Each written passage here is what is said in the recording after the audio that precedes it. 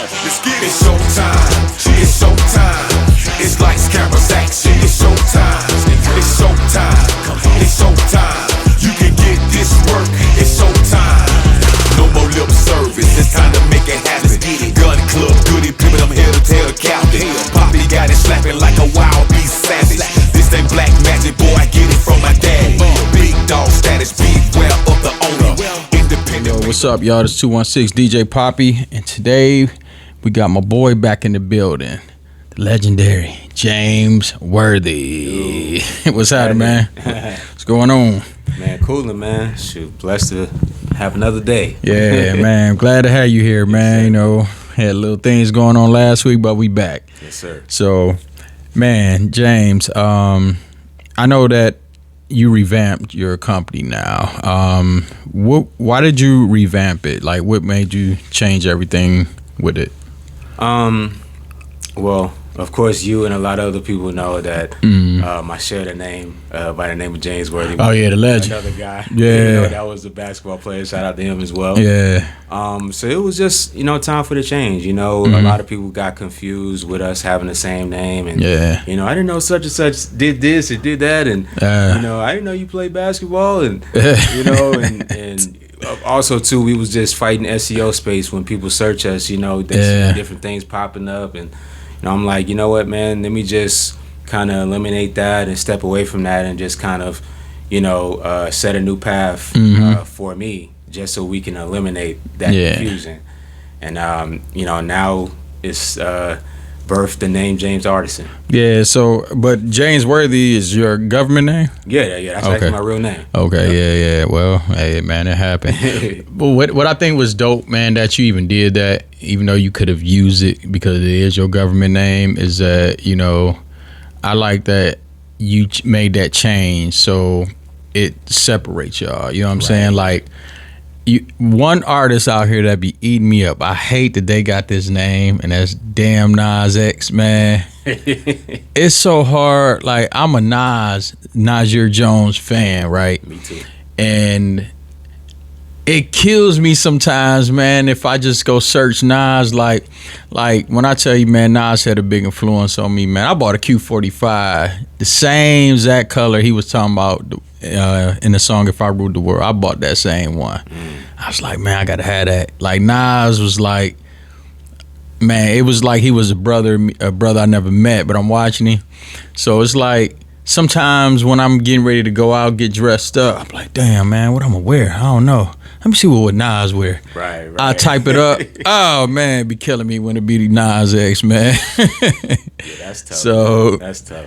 So as a fan, man, and I really, like I said, you didn't have to do that though. You know what I'm saying? That's your real name. I wish Buddy would just use his damn real name or something, man. Like, yeah, I mean, but like in my case, it's just about separating yourself the right way. Like, you don't never want to like just have people just comparing you to somebody else all the time and being confused on who did what and blah blah blah. That's like probably the most annoying thing ever. Yeah.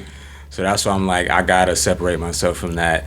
And then also too, like, I'm just in a space to where, it's a new era for me. It's a new time for me. So it's just really, I feel like the timing of the name change couldn't have came at a better time, because what I'm doing now is on a whole different level than what I've done before. You know what I'm saying? Yeah. So everything happened for a reason. Yeah. So, unfortunately right now, Cujo ain't here, but Cujo hit me up. He had some questions he wanted to ask too, man. Shout out to my big bro, Cujo, man. Shout out to Joe Goody. Yeah. So, Cujo wanted to know, man, he's a writer as well. He wanted to know, what was your process when it comes to writing songs? Like, what's your process? It could vary because it depends on where I'm at. It depends on where I'm at in life. It depends on what's going on around me. Because I don't really like write songs that aren't real life stuff. Yeah. Like, it's not fictional. Yeah. any song you hear from me is from a real situation, whether it's mine personally or something that I know for a fact. Yeah. So most of the time, like in the process, I'll always start with a melody. I always start with melodies because that kind of gives me the comfort zone to start putting the pieces together. Yeah. So once I got the melody, then cool, I'll start like putting metaphors and words together around the melody, and the production is the last part because I already have the idea, so the production part is just more of like the rhythmic part. You know what I mean? Yeah. And once I got the rhythmic part, then it's just perfecting, you know, the fine tunes of it. Yeah. And then, you know, we have a masterpiece. Wow. Like, man, that's kind of cool, man. I like hearing everybody's process with doing it. You know what I'm saying? Like, I know some people, man, they'll just start humming and they'll be like, this is how I want the whole song to go. I've done that too. Yeah. Like, I've done voice notes and just hummed a bunch of different stuff. And then I'll go back in and listen to it and be like, okay, I like this part, I like that part. I might beating on the table, but it's like a certain rhythmic portion of it that I like. It gave me an idea for the production part. Or sometimes, you know, like I don't even always have to produce the whole thing myself. I like to collaborate. So I like to collaborate with like-minded people, dope musicians and writers that are aligned with what I represent. You know what I'm saying? Because you can't do everything yourself every time. Like, you gotta have another set of ears. Definitely. Heck yeah. Man, I'm the same way, man. Like that song I let you hear, right? For some reason, I felt that one though. I was like, man, fuck this. I know this is it. But it's some other, it's appreciated. It's some other songs that I got, right? And it's like I'll be working on it, like come back the next day or the next week and like just putting pieces together. That one came like that though. That one came quick. Sometimes it be like that, man. But it's just idea spark in your head. Yeah, it just comes out. Yeah, but I've had times where it's like I'm just listening, like, man, there's something missing. And as soon as I let 3 or 4 other people, they like, nah, man, that's it. Yeah. So it's like, but that's the mind of a creative, man. Like sometimes we can like overthink. Yeah. Oh hell we yeah. can like, you know, overdo. Yeah. Or it's just like sometimes we might get in our head to be like, man, this ain't good. This ain't good enough. Somebody else here, they be like, man, it's the best I ever heard. Like, you be like, what? You know what I'm saying? So, I mean, that's to be expected, man. Like, you know, when you're a creative, you're always going to have something going a million miles an hour in your head. So many different thoughts and ideas. You know, I had to kind of slow down on that myself. Yeah. You know, because I had to kind of learn this too over the years. But it's just like, if I say I'm striving to do something, or I want to do something, and I accomplish that, in my mind, I'm like, okay, cool, we got that down. It's on to the next thing. We got to get this done. We got to get that done. To the average person, they like, dog, you just had a #1 record. Like, you know what I'm saying? Like, you ain't celebrating that. I'm like, and it's not the fact that I don't want to celebrate it. It's just like I've had that on my list for so long. So I finally accomplished it. Now I'm on to the next to not only try to top that, but we just want to stay consistent. You know what I'm saying? So, hey man, you gotta celebrate your wins, man. Celebrate, man. I don't care how big or small, man. Celebrate it, man. It's a blessing. I always say any win is a blessing, man. So you right. You gotta celebrate it. And the reason why I'm saying that is because a lot of people don't know like all the lessons. I ain't gonna say loss. All the lessons we had to learn from to finally get to a 1 win. You know what I'm saying? And trust me, anybody who knows about the music business, you don't have a whole lot of no's and a whole lot of losses before you get to the wins. A lot. When you get to that win, it's like winning the lottery. You know what I mean? Like, seriously.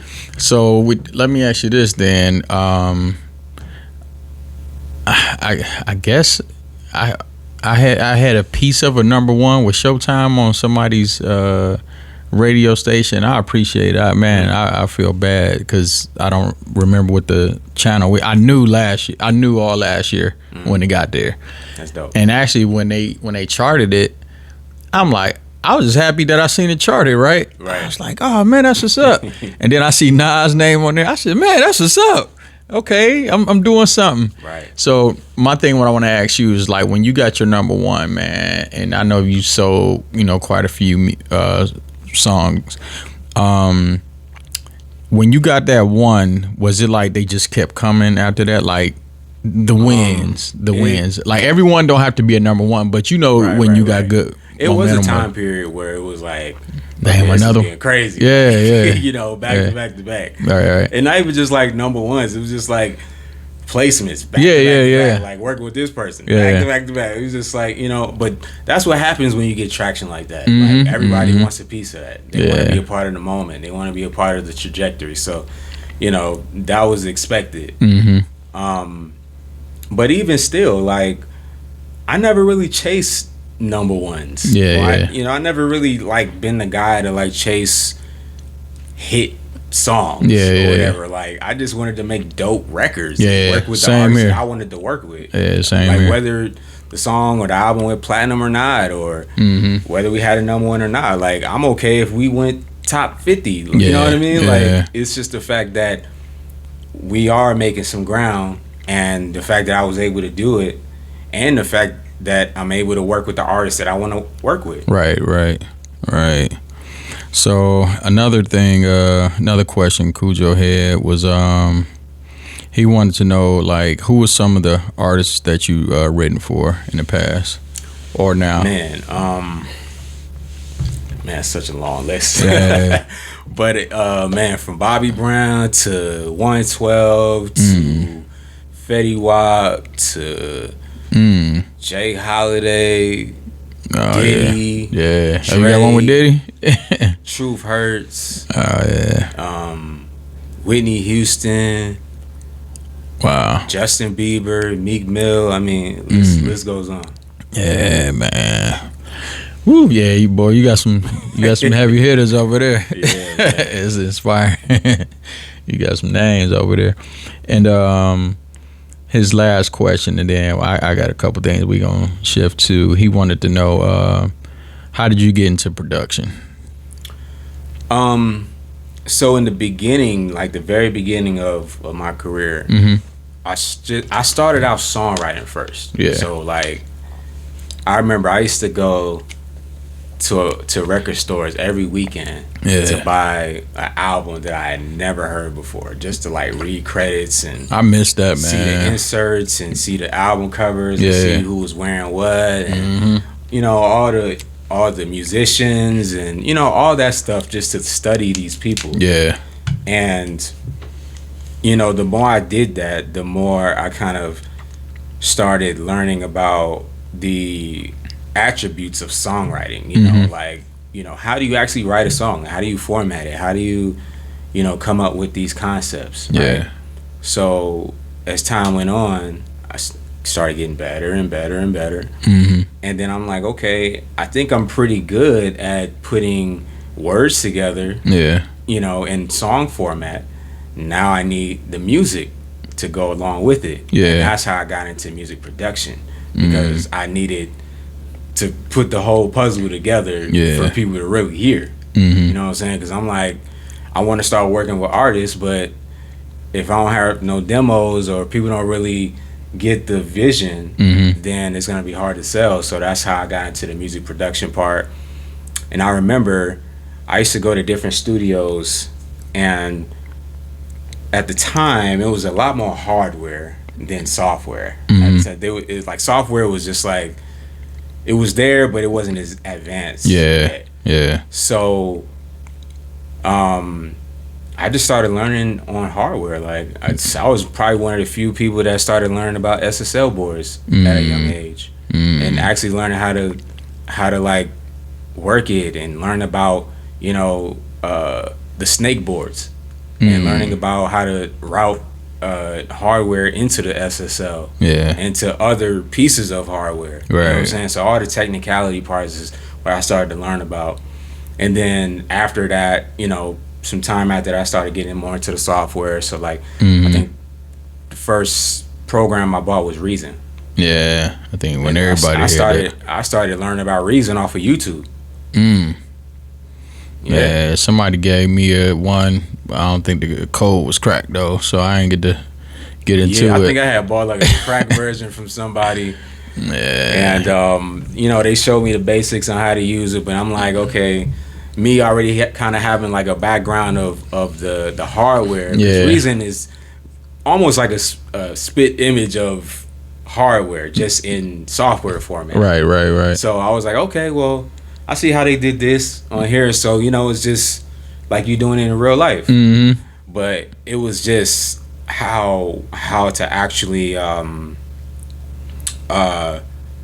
what they call it, how to actually install the virtual instruments into the software, which is what I had to learn, via YouTube and different tricks and stuff. Mm-hmm. But that's kind of where it started from. Yeah.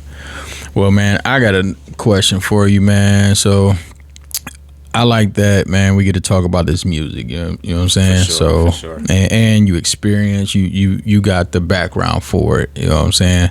So I think, let me see, man. One of the questions I have, just want to get your opinion on it, is, why are record labels shifting their business models? You know what I'm saying? To, let me say this correctly. Why are record labels are shifting their business models, and what impact does this have on artists and the industry as a whole? Like, I think they're changing it because most of these labels have become tech companies. So I heard somebody else say that they're yesterday. pretty much tech. And the reason being is because it's all about ownership. Yeah. And it's all about who owns what, how much of it do you own, how much of it can you control, and who controls and owns the data. Yeah. Right? So, for example, for those who aren't that savvy, what really goes on behind the scenes is a label can sign an artist, and they give them, let's just say they gave them $1 million contract, right? They give them $1 million, but within that $1 million, we all know that's a loan, right? But also, too, that comes with other consequence, meaning that they're going to take probably half or more of your ownership, meaning your master, and publishing, and anything else that you do. But it's always two sides, because even though that's not a good deal at all, you also got to look at it from a business standpoint, in the sense of they're the ones that's actually funding you, and they're the ones that's putting you out to the masses at a mass rate versus what you could do. Right? So it's always a thing of, you got to go in with, what are your expectations? What do you want out of this? Do you want to be in debt in order for you to reach the masses? Or do you just want to do it your own way, but retain your ownership? Right? Now, granted, artists can renegotiate, but in order to do that, you got to sell.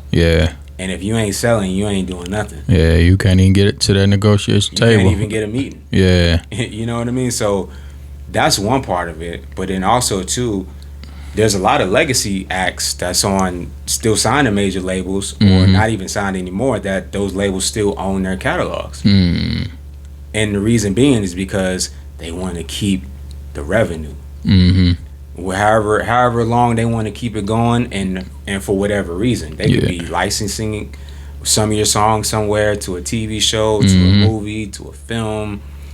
You might hear it on radio stations, you might hear it on playlists, you might hear it in a video game. Whatever the case is, that's how they make the money.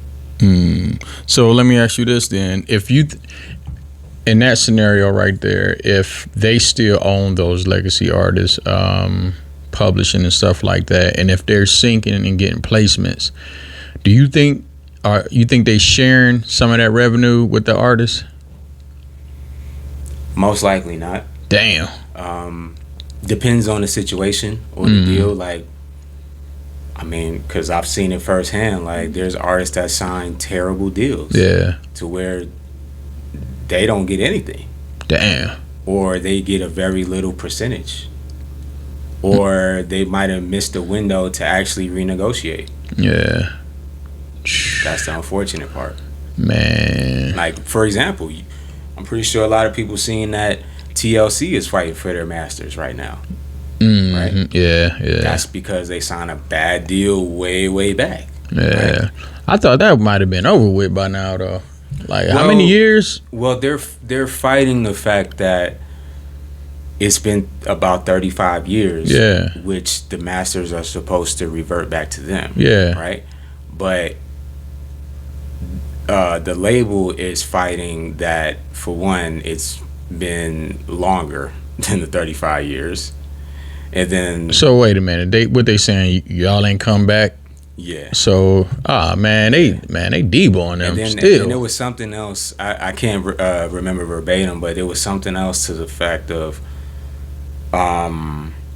it was a separate agreement made with the label and TLC that it was like a stipulation that they aren't supposed to get all of the masters back. You know, and I mean, it happens all the time. Like, yeah, dog, man. It happens all the time. You would think though, man, 35 years, like, you know what? We squeezed a lot of y'all out of y'all. Sadly enough, a lot of artists don't even know I that heard stipulation. That. Yeah. They don't even know about that. I seen a clip 2 days ago or yesterday. I forgot the guy's name whose podcast it was on, but he was interviewing Karen White, and I think he asked her if she had her publishing or something like that, and he was like, "You should be owning it right by now." So I got to go and watch that. But I think I seen a clip of that. Yeah, and I was surprised, unless that's just a cliffhanger, that she said no. But you know what? I'm not surprised. Man, I'm not surprised. You would really be surprised how many artists don't own their catalogs. So this is what it's just hard for me to believe. I mean, I believe that, but it's just hard for me to believe. It's like, you know, I ain't sell a million records ever yet. You know what I'm saying? It's like, y'all ain't watching and paying attention to what's going on where these people saying all of this. Like, that's my argument too. The information, even if some of it may not be true, I think it's worth to investigate in. You know what I'm saying? Like, wait a minute, 35 years, I can get my publisher? Let me look into this. You know what it is, man? A lot of times, it's kind of the fact of they get burnt. They've been burnt out so much that they just don't even want to be bothered with it. Yeah. And they just took their losses. Or they just are not knowledgeable. Yeah.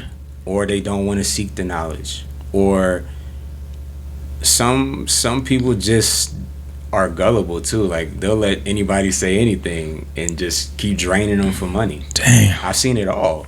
Damn. And it's sad, man. Yeah. Like, a lot of them are people that I know personally, or some of them that I just admire. It's just like, man, like, all this great music, and it's just like almost nothing to show for at the end of it. Man, that's the one thing I hate when I watch on song. When that music change, you be like, oh shit. And I just be like, okay, at least in 2025, like, it's so many legacy artists out here, man, and it's like, y'all 35, y'all in y'all 40-year mark. You still ain't go to get that back unless, like I say, I'm outside looking in. Maybe it was a deal in between. You know, they might have negotiated, got some money or whatever, some re-up money. But you know what? This is another piece to it. Some artists sometimes are so desperate for money that they'll sell their rights to their music. Yeah. Or whatever percentage that they have, they'll sell it. Right? Or it could be a situation of, like you said, a deal could have been done some way, somehow. Or it could have been a situation of they are still in the red. Yeah. Because that's the thing too. Like, I mean, there's some artists that I know still that still owe the labels money. They haven't recouped. Damn, man. And I can imagine, man. It's probably, I don't know, man. What you think? You think it's harder now to, like, all right, let's just say, man, you can go back in time, and you can come back in the future as well, knowing all the information you know now, right? Let's just say you had to sign it's either in the past or the future. What would you rather have signed in the past or today, how everything is? That's a tough one because I've had so many types of different deals already. So I've seen the transition of what used to be and what's now. So what do you like better now? Or what's your thoughts on that? I mean, I wouldn't even classify it as better because all it is just another form of business. Like, it's different opportunity, different it's just different ways of money consumption. Yeah. Or music consumption, and different ways of making money. Right? Now, the difference to me also too is, like, years back, you know, it wasn't streaming back then. Right. You know, this was strictly off of sales. Yeah. Album sales, you selling singles. You know, if you sell a certain amount of albums or a single, then you already know that you're either gonna go to platinum off of a certain number. Yeah. Right? Yeah. It wasn't nothing else in between. Right? But now that the streaming era is here, you don't really know what's what. Like, you don't really know how much a stream really costs. Or not cost, how much you get paid off the stream. Yeah, which you sucks. don't really know, you know, exactly who's paying out what. You know, it's just like, it's such a gray area. Yeah. You know what I mean? It's just like, it deters a lot of people from the art of it, man. It's Right. Like, I gotta go through all these hoops just to put out music. Yeah. You know what I mean? But there's also pros and cons. The pro is, like, now you get to collaborate and meet and talk to people all over the world that you didn't have access to before.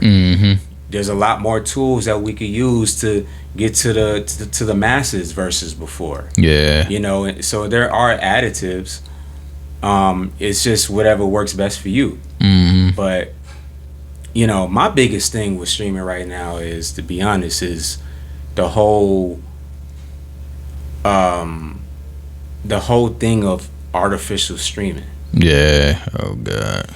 That's my issue, because even though it's a bad thing, I guess, or whatever, but there's distributors out there that flag your music even if you're doing it the right way.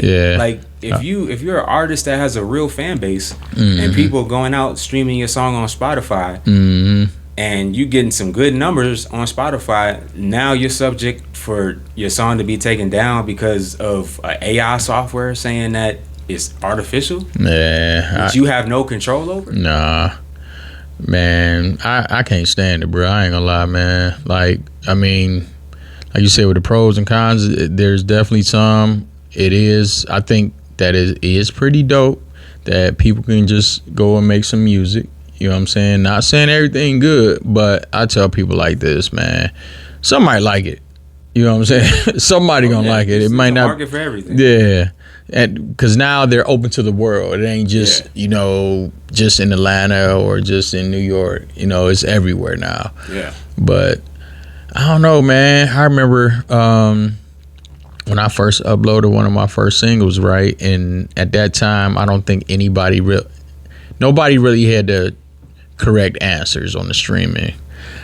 One of the songs I released, it was like some EDM stuff, right? And I just wanted to do it just to see. I took it back, like you said, and you've been in a record store and you see a cover or something. Man, I took a picture with his Lamborghini. You know what I'm saying? Matter of fact, it was a Diablo, like a rare one. So I took a picture with that, and I was like, you know what? I'm gonna use this as my album cover. The guy was like, yeah, man, use it. He kept wanting me to take it, so I was like, all right. So I used that. It got like, and this was before the shadow banning and the algorithm really came to part, right? So I uploaded, threw a little hashtag out there, man. All these EDM world people started hitting me up like, yo, you a new artist? And I'm just like, yeah, just to see. So long story short, man, I got like 89,000 streams on my first one, right? Probably, I forgot in the period, but it was less than 30 days. So I'm like, holy crap. I'm about to make $89,000 or something like that. That's what I was thinking, right? Or I at least thought I was gonna get about 30 bands or something, right? Right.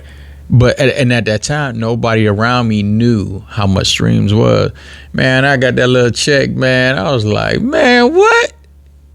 Ah, man, $100 or something like that. Man, well, it ended up getting to $400, so I don't remember what the streams was. Yeah. I was like, oh nah.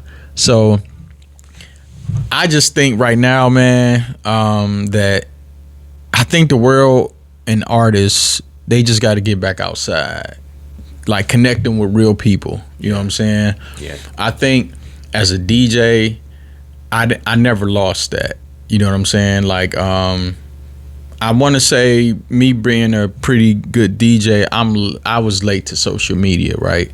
I was like, man, I ain't about to post it. People know where I'm at. That's what I'm thinking. But when I say people, I'm saying the people in Columbus, Ohio, or Cleveland, Ohio. I wasn't thinking about the world, right? Right. And so I started posting little clips of me doing stuff. So it started growing, and I had some real legit fan, man. Somebody from London came to Columbus, Ohio to hear me in person. I was like, oh shit, that's what's up, man. So I think, just with the internet and social media and the stream, like I said, it got its pros and cons to it, man. Yeah, definitely. Because I never would have talked to them guys in that EDM world. You know what I'm saying? They was from Vegas and somewhere else. Yeah. If they would have seen this black dude, they would have never thought off rip, like, man, he do EDM. You know what I'm saying? So. And you know what too, man, like, it's like what I've noticed a lot of times, especially in Atlanta, there's a lot of collaboration that happens, but then there's not a lot of collaboration that happens that could have happened. And the reason why it doesn't happen is because of these egos, man. Like, I don't know why people have these ideologies of everybody's somebody and everybody deserves this and deserves that when they ain't never got no dirt on their jersey. I don't think it's just Atlanta though. I think there's a lot of other places too, but just being that we in Atlanta, and that's what I see, it's just like, bro, like, you gotta put in that work just like everybody else. Like, it ain't no shortcuts. Nah. Like, you gotta work and grind and get in people's face and make relationships, and like you damn near you're selling yourself to people to care. You know what I mean? Like, but for some reason I think because of social media nowadays, like, it gives people that notion that they're more important than what the situation is. You know what I mean? Like, because you got a certain amount of followers and a certain amount of likes that you get per post, and people, share your stuff, like, that's cool, you know what I'm saying? But is that really translating to sales? Is that translating to people coming to see you? Is that translating to people actually becoming a fan of you? Man, you know what I'm saying? That's what I always cared about. Like, I don't care about social media like that. Like, it's cool, and granted, I love it for certain things, you know what I mean? And I love all my fans and my audience that I have, all across the world, from social media. But imagine if it was gone. Oh yeah, shoot, man. You know what I mean? Like, what else do we have to stand on? Hey, I think, man, my rates would be sky high if it was gone. You see, I know it would, because it's like that's why people like we gotta get out of that internet social media mindset. Like what is your value outside of social media? right. You know what I'm saying? Like, Yeah. Because imagine if you was an artist in the 90s. You had to put in that work. Yeah. Like, for real. I wish some of the rules are still applied, man. Like I say, and I don't want to, stay back in the past, but some things just needed, man. You know what I'm saying? Like, I tell people all the time, I'm like, you need your legacy artists in the room. You know what I'm saying? With the youth, bridge the gap. I personally wish and hope. I wish like music just really had like laws to it, man, just a little bit. I mean, I know art. I don't really want to say that, but something I do like. I wish is that if a younger person goes sample a legacy artist song, man, reach out to them, extend, the olive branch, ask them to be in the video, take care of the business. Right. I just think, man, that would be so dope, man, if artists did that. You know what I'm saying? I agree. Like, one, that song it's already a hit. You as an artist going to sample it, that's a little cheat code. You know what I'm saying? But it's good how you put your twist on it. Right. So go on and go get that legacy artist, put them on there. After you do the business, put them in your video. You know what I'm saying? Or bring them out on stage a time or two. Let them eat. Let them eat some more, because they might have signed a bad deal. Right. You know what I'm saying? That might help. And this, something like that can reemerge somebody. Man. I'm telling you, bro. Especially if it's a big platform. Heck yeah. Like, man, like, I could sample my butt off, man. I just choose not to, unless it's something I really want to do. And with me, I gotta reach out to that artist. Somebody told me just put the shit out, and I'm like, nah, that's always a bad. I know. And it was crazy. He's an attorney. Yeah, man. In music. He was, but I get what he was saying. He like, bruh, it'll take you to a whole nother level. You worry about that stuff later, cause after you do the one, and if it just stick, they gonna keep coming. I get it. You know what I'm saying? But I'm like, yeah, but that's like a case by case basis. Yeah, you don't know what's gonna do anything. Hell no. Look at and if you're just taking somebody's music without permission, anything can happen. Shit, I believe that happened to Fab when on the song "Breathe."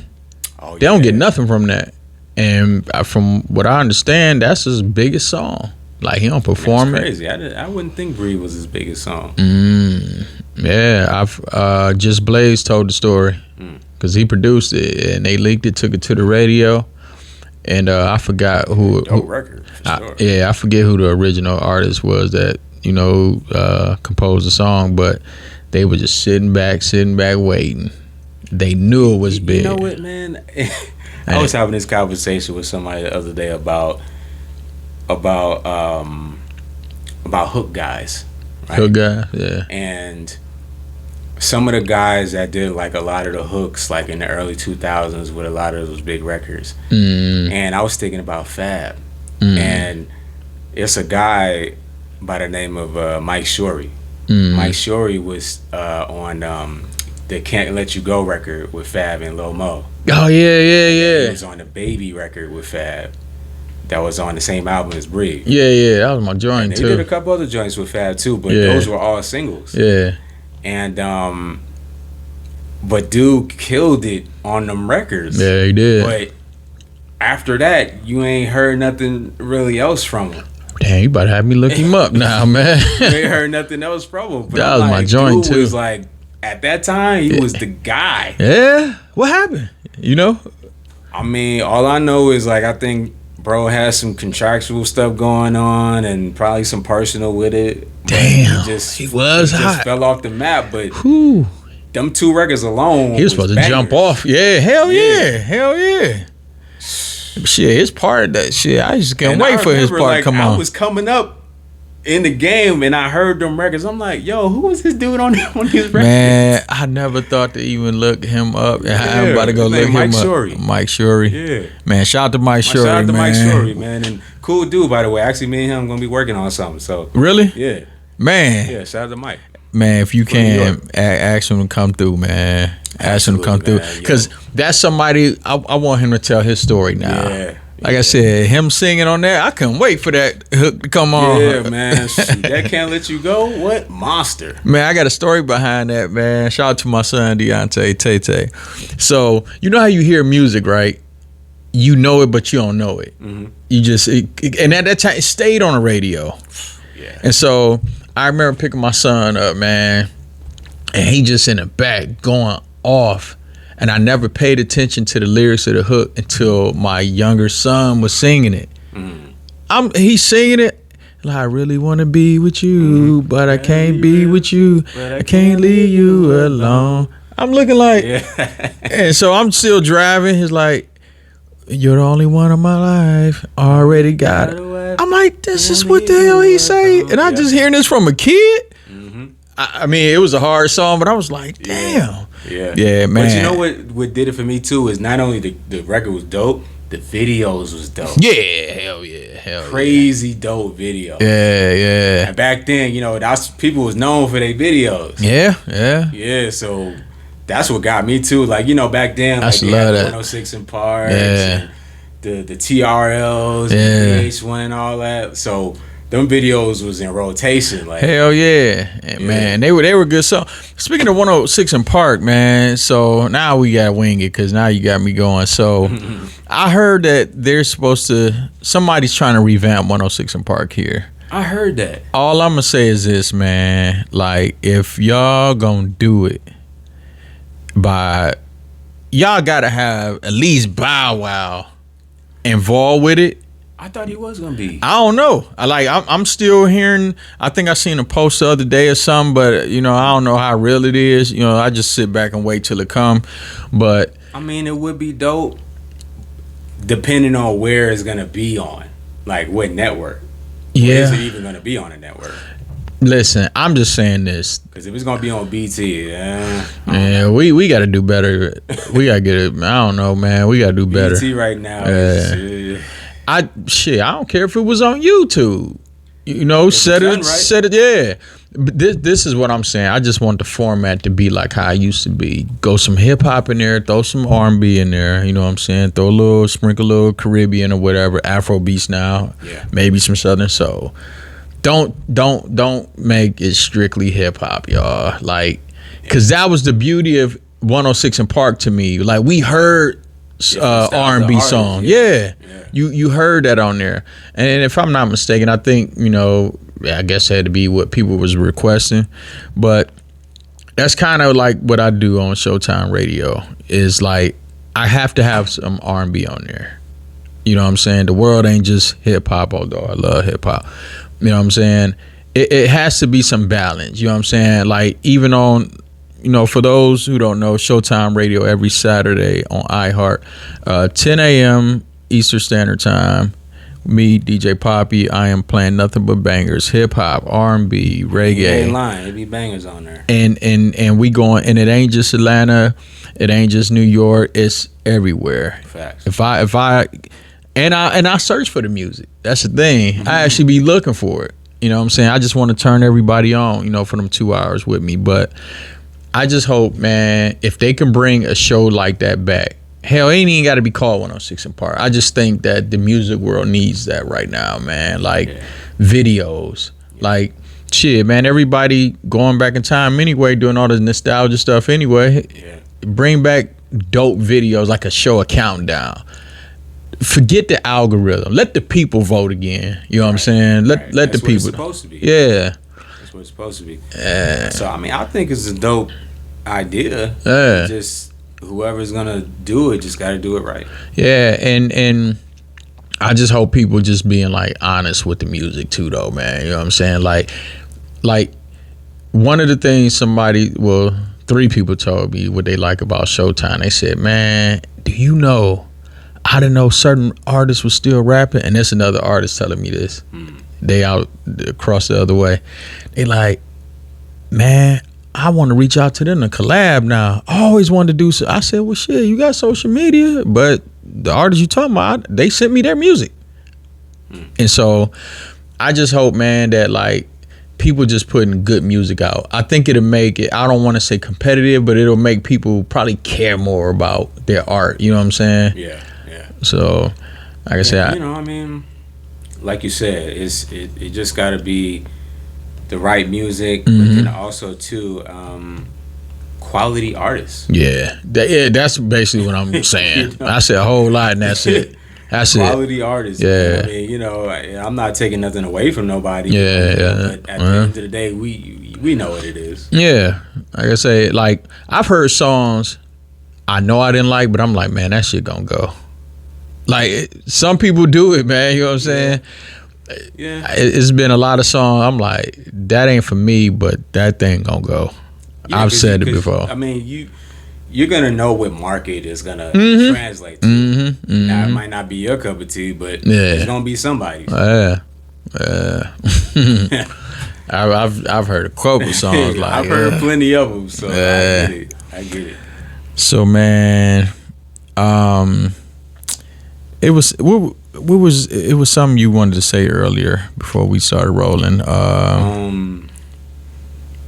I know we already talked about.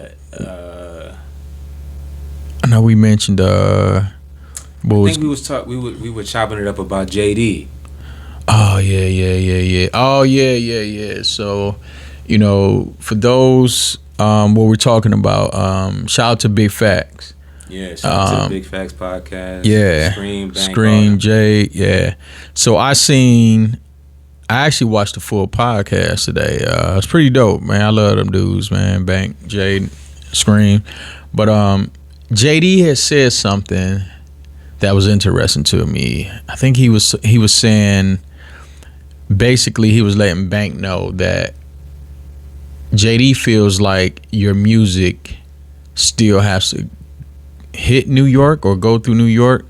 You know, don't quote me on that. I might be saying it wrong, but pretty much in a nutshell, he's saying your music has to go outside Atlanta to be big like that. You know what I'm saying? I agree with that. He was saying that by him being in New York, I think last week, he said it was only one Atlanta artist song that was on the radio, and that was Playboi Carti. And he was saying, like, pretty much he was like, yo, we got to get to work, you know, in Atlanta. You know, we want to still keep it going. And I feel him, man. And honestly, JD, man, he done woke some people up with some of the things he been asking. You know what I'm saying? The Magic City soundtrack, from what I've been hearing, man, he out here in these streets with people, man. You know what I'm saying? But JD also said what the key is right now is that you got to go to people. You know, he been out, you know, meet and greet, going here, meeting up with the DJs, all that stuff. I think artists have to get back to that. Listen, y'all, don't rely on them streams. A lot of that shit be fake anyway. Somebody Can't rely on that. Listen, man, somebody booked me, right? They was trying to negotiate before they booked me about, man, if you come through, man, because I guess they went on my page and, you know, just to let you know, sometimes I make my shit private one week. I see the people who requesting, and then some days, some weeks or some month, I don't. It's just when I get tired of them bots, you know what I'm saying? I be like, oh, man. So anyway, Buddy thought because he had 500K followers, right, that it was a good look for me. He's younger than me too. He thought it was a good look for me to DJ for him for free. I said, nah, bruh. I said, your lights don't do nothing for me. Right. So anyway, he ended up paying me, right? We get to the spot, bruh. Guess how many people was in that motherfucker though? Not a lot, huh? Man, it was me, the two bartenders, the owner, and not even one of his friends. Two of my peoples came. I'm like, bruh, where are them followers you was trying to negotiate with? Man, I don't know, man. People hating. I said, you got 500 people. You mean to tell me you couldn't get 30 people in here? I'm like 30, Jeez. and so that's why I be telling them young dudes or just people in general who be going off the followers, man. You know, I'm real life. You know what I'm saying? I like dealing with people. Right. You know what I'm saying? Same here, man. Yes. That's what I said, man. That social media mindset, man. Mm-hmm. That's what messes people up. Mm-hmm. Like, it's a false reality sometimes. Yeah. I think, man, if it weren't for social media, some people wouldn't have friends. I believe that, man. I believe. mean, like, cause I be seeing it, man. Like I'll go somewhere, and especially the women, like I'll go somewhere and all they do is go on their phone and like check their phone, their Instagram, checking who's commenting and liking they posts on TikTok and shooting content and I gotta get the right angle here on this table and I'm like, dog, like it's wild. Man, like it's wild. And it's like I always had this question, like, because a lot of people would say they're content creators and they're influencers. Right? Yeah. Is that a real job? Some people it is. Some people it is. I don't know, man. Is it really lucrative? I know some people that's their thing, man. And I watched a couple people like first start off into it, and I'm never gonna call nobody crazy or nothing like that because you just never know. Man, I watched them motherfuckers doing good, man. They doing pretty damn good. I think it just ain't for everybody though. You know what I'm saying? Like it's almost like, man, for trend go, man, everybody want to do it. You know what I'm saying? Right, like I do kind of miss where people had to be original. You know what I'm saying? Or something. I just remember. I just miss when people being original, man, instead of just a million copycats. You know what I'm saying? I miss the point of like, if you, let's just say if you're somebody that's looking for an artist to work with or whatever, right? Yeah. Why is it always got to be the fact of how many followers you got? Or how many streams you got? Like because we all know that could be manufactured. Yeah. Yeah. Like, why is that the topic of discussion every time? Mm-hmm. Yeah. And then you're gonna get shadow banned. Right. And what does that really do for you? Like, just because you go to somebody's page and they got 100,000 followers, okay. Yeah. What is that doing for you? Right. You don't know if it's real or not. Yeah. Yeah. I don't care about it, man. With me, I guess I'm old school with it. I throw stuff out there. One of my partners told me something, and I get it, so I do, share a little. I put out there what I want them to see, you know what I'm saying? But on a hustle thing, man, I still like meeting people. Yeah, I like connecting with real people, you know what I'm saying? So, but nowadays you gotta be selective on who you meeting too. Yeah. No. I'm talking about like if it's like to share music. Yeah. Hey man, hey, how you doing? Check that. Don't bother me if they say yay or no. You know what I'm saying? I just want to connect with them that way, right? And that's it. You ain't coming over to the house and all that other shit, man. Right. Nah, bump all that. Yeah, man. Sometimes you gotta be selective these days. Oh yeah, I done ran into something weird. Man, I done ran into something before. It's wild out here. Yeah. So man, real quick, I know you was talking about your futuristic music. Mm-hmm. So you produce those tracks too? Which ones? I heard something tonight. Yeah. Okay. Yeah. Like for example, with like my newer stuff. Mm-hmm. That's the way you going with it? I mean, I wouldn't say that's just how I'm going with it, but like most recently I've been collaborating with other people. Yeah. Like other producers and writers, you know, because I got so much going on and I wear so many hats. I'm like, dog, I can't do everything, you know what I'm saying? So Shout out to my guy Ronell Sessom, super dope musician and producer. He's out of VA, and he's one of the producers that I've been producing with and collaborating with. Shout out to him.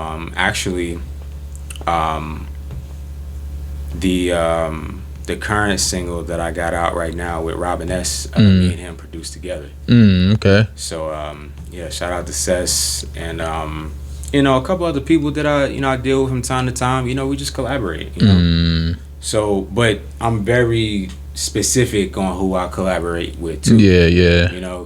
Because with these guys, I've worked with them for so long, and we built a relationship. But then also too, they understand my vision and my sound, and what I'm trying to get across. On top of us just being creative. Yeah. And seeing, okay, let's see what happens when we do this and when we do that. So it's great minds think alike. Yeah. Right. Man, I know it's something I wanted to ask you the first time you was here, and every time I leave from you, I'm like, damn, I should ask James. It just hit me now. So let me ask you this. So if there's like 5 artists you can work with, dead or alive, who would they be? It don't have to be a producer, just overall artists. You can have a producer. So many people ask me that question. Like, I always be wondering that, like, especially when I be listening to your music, I'm like, man, I wonder if James could pick. Man. Who would he really want to work with? I would love to work with The Weeknd. I can hear it in your music with him too. Miguel, big fan of Miguel.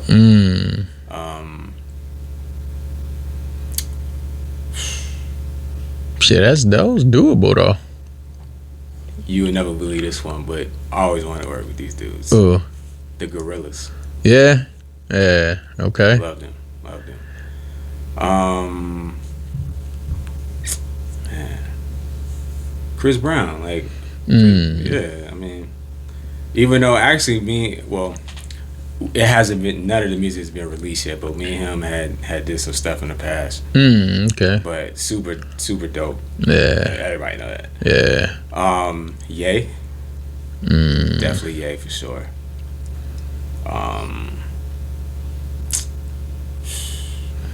Frank Ocean. Sia. Where Frank at? In California? Is that where you at? I think that's where he at. Okay. He ducked off somewhere. Yeah. That's what made me say that. And 3 Stacks, man. I would love to get something with Dre, man. Dre, come on, man. Yeah. Yeah, boy, that's a unicorn right there. You get that one, boy. Boy, it's out of there. Calling your phone on that. Yep. James Worthy, hey man, I heard the song. Like, well, how do you do that? Yeah, that's amazing.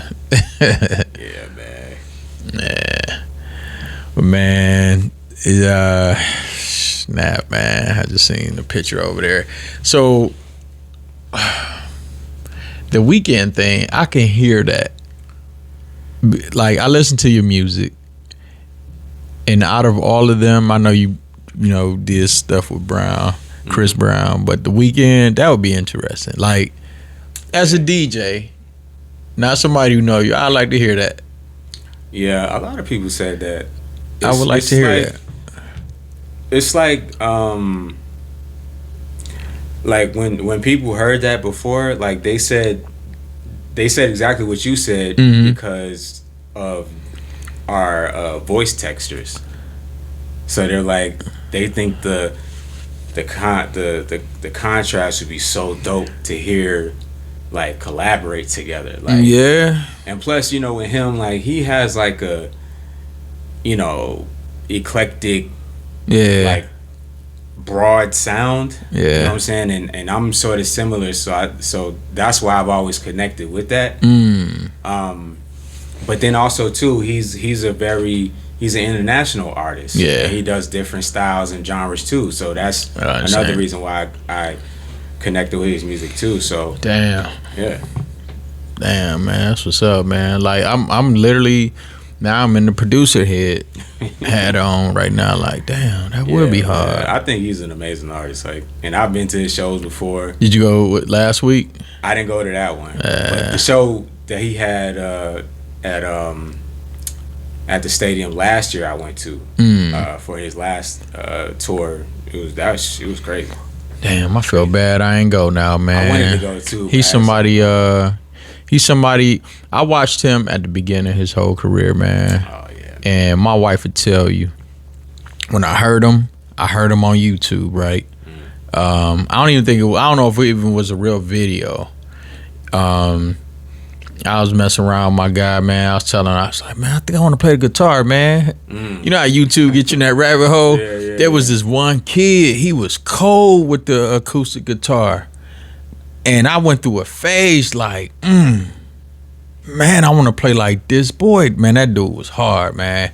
When he was playing, it was like he was playing the lyrics. It wasn't just the music. Like, whatever song was on, you hear the lyrics and he's playing it. And he said he self-taught himself. Little Mexican kid.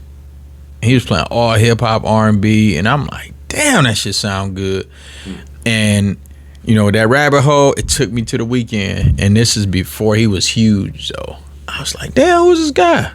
He was like, and another thing I always liked about him is his mystique. Yeah. Especially in the beginning. Mm-hmm. You didn't even know who he was or what he looked like in the beginning. Like, all you heard was the records. This like, I'm talking about, these was like some type of, I don't know, I don't want to call them mixtapes, but this stuff wasn't on the radio yet. When I came back, when I caught him on YouTube, and I used to tell my wife, I was like, you know what?